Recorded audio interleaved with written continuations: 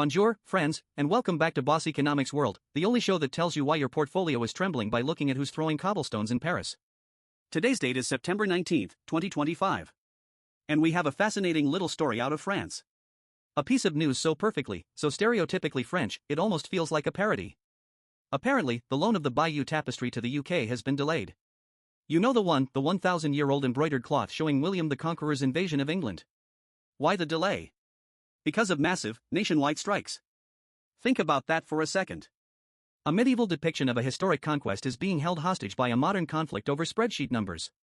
History is literally on pause because the future is broke. If you're looking for a single metaphor for the state of the European socio-economic model in the mid-2020s, you can't write a better one than this. So today, we're going to peel back the layers of this French onion, and I promise you, it will make you cry. We'll go from the street protests, to the surface, the fragile state of a major G7 economy, the endgame of zero interest rate policy, and the existential question facing the entire developed world: who pays the bill? So grab your coffee, or perhaps a strong Bordeaux, because we're about to decode the revolution. Let's get the basics out of the way. The headlines read: French unions lead widespread anti-austerity protests. This isn't exactly dog bites man news. France going on strike is like the sun rising in the east, it's a reliable feature of the universe.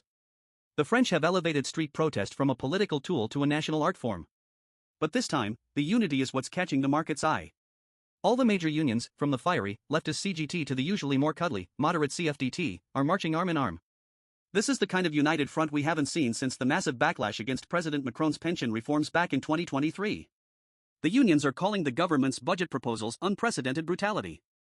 Brutality? Let's look at the numbers behind this so-called fiscal waterboarding. The previous government, before it was torpedoed by a no-confidence vote, proposed a plan. The goal? To trim France's budget deficit from a whopping 5.4% of GDP this year, 2025, down to 4.6% in 2026. That's a cut of 0.8 percentage points of GDP.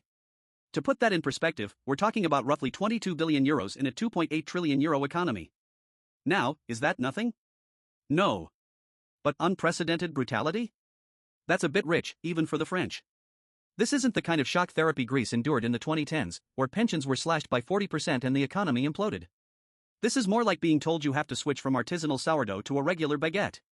It's an inconvenience, not a guillotine. The new Prime Minister, Sébastien Lecornu, is in what we in the business call an impossible position. He has no majority, his predecessor was just fired for proposing these cuts, and his only mandate is to, well, somehow implement these cuts without getting fired himself. He's a tightrope walker, in a hurricane, with no tightrope. The opposition is circling like sharks.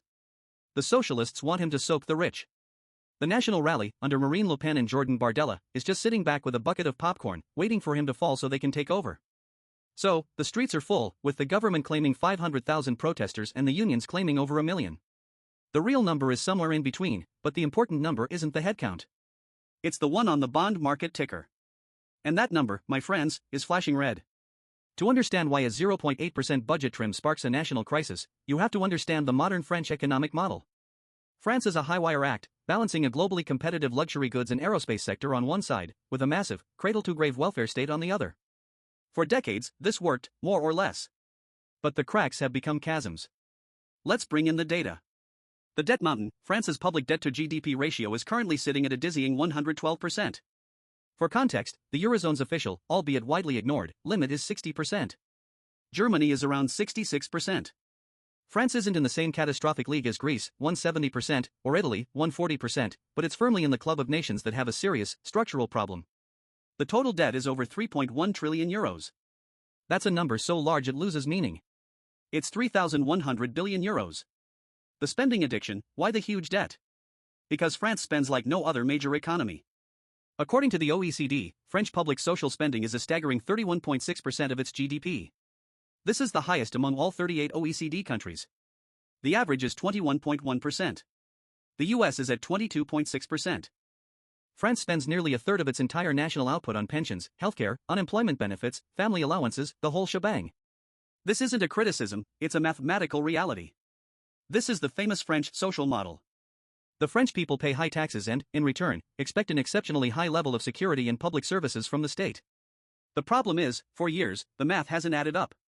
The state has been paying for this model by borrowing, essentially funding today's comfort with tomorrow's credit card. And now, the bill is due. The 5.4% budget deficit is one of the widest in the Eurozone. This isn't a one-off from a crisis, it's a structural feature. They are consistently spending far more than they take in. This is the core of the conflict. The unions and protesters aren't just angry about 22 billion euros in cuts. They see it as a fundamental attack on their way of life, a betrayal of the post-war social contract. For them, a well-funded state isn't a line item on a budget, it's a right. The government, on the other hand, is looking at the global bond market and realizing that their national credit card is about to be declined. So, why is this happening now? France has been running high deficits for years. Why the sudden panic? One simple reason: the end of free money. For the better part of 15 years, from the 2008 financial crisis until 2022, the world was swimming in zero-cost liquidity. Central banks, led by the US Federal Reserve and the European Central Bank, ECB, kept interest rates at or near zero. For a country like France, this was a magical elixir. It meant they could borrow trillions of euros at laughably low interest rates. Who cares about a 3 trillion euro debt pile when the interest payments are negligible? But that party is over. To fight the inflation dragon unleashed by post-COVID supply chain chaos and massive fiscal stimulus, central banks have hiked rates at the fastest pace in a generation. The ECB's main rate went from negative territory to over 4%. Suddenly, that 3.1 trillion euro debt pile is no longer a sleepy giant. It's a ravenous beast that needs to be fed with ever larger interest payments. This is where we see the dreaded sovereign debt doom loop starting to twitch. Here's how it works. 1. A country has high debt, check. 2. Global interest rates rise, making it more expensive to issue new debt and roll over old debt, check. 3. Bond investors get nervous about the country's ability to pay. They demand an even higher interest rate to compensate for the perceived risk. This is measured by the spread, the difference between a country's borrowing cost and that of the safest borrower, Germany. 4. This spread widens. As we speak, the spread between French 10-year government bonds, OATs, and German bonds has blown out to 85 basis points, 0.85%, a level that rings alarm bells in Frankfurt and Brussels. Earlier this year, it was under 50. 5. Higher borrowing costs mean the government has to spend more on interest payments, which blows an even bigger hole in the budget, check. 6. To plug the hole, the government must announce austerity measures, check. 7. This leads to mass protests and political instability, check. 8. The instability makes investors even more nervous, and they demand an even higher interest rate. The spread widens further, and you go back to step 3. This is the vicious cycle that nearly tore the Eurozone apart in 2011 to 2012 with Greece, Portugal, and Spain. France is not Greece. Its economy is larger, more diversified, and too big to fail. But the mechanics are the same. The sell-off in French assets mentioned in the news isn't just a blip. It's the market's way of saying, we're watching you. And we don't like what we see. Prime Minister Lecornu is trapped. If he gives in to the protesters, the bond market will punish him. If he holds firm, the protesters might bring down his government, creating even more chaos that the bond market will also punish him for. It's financial checkmate. Faced with this impossible choice, the French left has a simple, seductive answer: tax the rich. The Socialist Party is leading the charge, proposing a 2% annual levy on fortunes over 100 million euros. They claim this would raise 15 billion euros a year, neatly plugging a large part of the budget hole without touching public services. It's a beautifully simple solution, politically potent and morally satisfying to many. It's also a perfect example of what we call static scoring. It assumes that the super-rich will just sit there like docile sheep and let themselves be shorn. The head of France's state investment bank, Nicolas Dufourcq, had a more colorful reaction. He called the idea crazy and communist, asking, how can people still come up with such nonsense in France? His panic isn't unfounded. France has run this experiment before. The impotence de solidarité sur la fortune, ISF, a wealth tax, was a feature of the French system for years. What happened? A 2018 parliamentary report found that it triggered a massive exodus of capital and taxpayers. Between 2000 and 2012 alone, the country saw a net outflow of over 42,000 millionaires, taking billions in taxable assets with them. Macron eventually scrapped it, replacing it with a tax just on real estate wealth. This is the eternal debate, supercharged by the work of French economist Thomas Piketty. Proponents argue that extreme wealth concentration is corrosive to democracy and that high wealth taxes are the only solution. They point to data showing the top 1% now hold a disproportionate share of global wealth, a trend accelerated by the asset price boom of the free money era. Opponents argue that in a world of mobile capital, a punitive wealth tax in one country just incentivizes the wealthy to move their assets, and themselves, to more favorable jurisdictions like Switzerland, Luxembourg, or Dubai. They warn it would kill investment, trigger a brain drain, and ultimately yield far less revenue than promised, while cratering the economy. The socialists' proposal for a 2% tax is particularly aggressive. Think about it. If you have a portfolio of stocks and bonds, a safe long-term real return might be 4 to 5% a year. A 2% tax on the entire principal is equivalent to a 40 to 50% tax on the income from that wealth. It's a massive disincentive to invest in France. This isn't just a French debate. It's happening in the United States with figures like Bernie Sanders and Elizabeth Warren. But in France, it's not an academic exercise. It's a live policy proposal in a moment of acute crisis, and it represents a fundamental fork in the road. So why should an investor in New York, a factory owner in Shanghai, or a tech worker in Bangalore care about some grumpy French people and a delayed tapestry? Because France is not an isolated case. It is the canary in the coal mine for the developed world. Every major Western economy is facing the same toxic cocktail. 1. Record high public debt after 15 years of crisis fighting, the 2008 crash and the COVID-19 pandemic. 2. Aging populations, which mean fewer workers paying taxes and more retirees drawing pensions and using healthcare. 3. The end of the cheap money era, which turns those debt piles from a nuisance into a clear and present danger. 4. A politically polarized and restive populace that has been conditioned to expect a certain level of state support and is unwilling to give it up. France is just where these forces are colliding most violently and most visibly. The path France chooses will have enormous consequences. There are, realistically, 3 ways this can go. Path 1, the muddle-through, austerity by 1,000 cuts. This is Le Cornu's plan. A slow, painful grind of minor cuts, small tax hikes, and endless political trench warfare. It will likely lead to sluggish growth, constant social unrest, and a slow bleed of economic competitiveness. The markets will tolerate it, just barely, but the political system might not. Path 2, the populist rupture. If Le Cornu fails, the door swings wide open for Marine Le Pen's national rally.